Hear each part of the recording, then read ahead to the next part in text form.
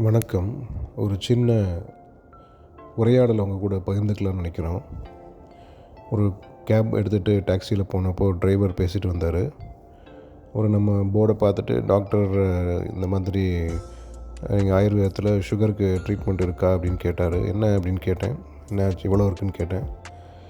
எனக்கு ஒரு 2 வாரம் முன்னாடி பார்த்தப்போ சாப்பாட்டுக்கு அப்புறம் 450 வெறும் வயிற்றில் 250 இருக்குது சார் அப்படின்னாரு. என்ன சார் இவ்வளோ அசால்ட்டாக சொல்கிறீங்க அப்படின்னு கேட்டேன்.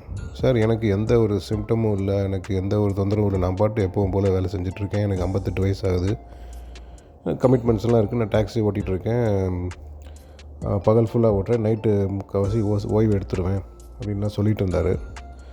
அவர் பார்த்தப்போ உடல் ஓரளவுக்கு மெலிந்த தேகியாக தான் இருந்தார். ஆயுர்வேதப்படி மற்ற விஷயங்கள்லாம் கேட்டப்போ ஒரு வாதப்பித்த உடல்வாகு இருக்கிற மாதிரி தான் தெரிஞ்சது.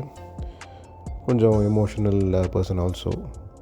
ஸோ அவர் பேசுகிறத வச்சு அவர் என்ன சொன்னார் அப்படின்னா, எனக்கு வேறு எக்ஸசைஸ் எதுவும் கிடையாது, நான் சாப்பாடு ரொம்ப கண்ட்ரோலாக இருக்கேன், வெளியில் சாப்பிட்றனால அதுவும் கண்ட்ரோலில் தான் சாப்பிட்றேன், ஆனால் எனக்கு ஏசியிலே உட்காந்து போகிறதுனால வேர்வைக்கான வாய்ப்பே இல்லை, ஒருவேளை சுகர் அதனால வந்திருக்குமோ அப்படி இருந்தாலும் நான் அதை பெருசாக எடுத்துக்கல, மருந்து சாப்பிட்டா வாழ்க்கை ஃபுல்லாக சுகருக்கு மருந்து சாப்பிட வேண்டியிருக்கும், அதனால் நான் போய் மருந்து பக்கமே போகிறதில்ல, டெஸ்ட்டும் நான் அடிக்கடி செக் பண்ணுறதும் இல்லை அப்படின்னாரு.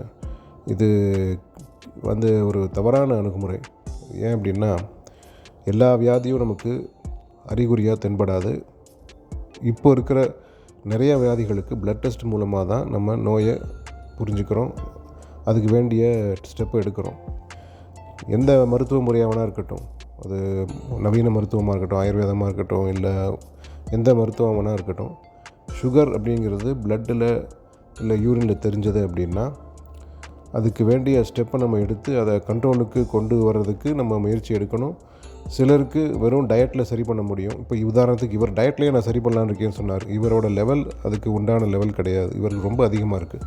மருந்து, டயட்டு, அப்புறம் எக்ஸசைஸ், வாக்கிங், அப்புறம் யோகா சம்மந்தமான சில விஷயங்கள் பண்ணால் நல்ல பலன் கிடைக்கும்.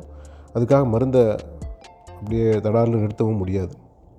ஸோ என்ன சொல்ல வரோம் அப்படின்னா, இந்த பேஷண்ட்டு மாதிரி பொதுவாக எல்லாருக்கும் இருக்கிற இந்த ஒரு எண்ணம், நம்ம அறிகுறி சிம்டம் எதுவும் இல்லை, நான் நல்லா தான் இருக்கேன்.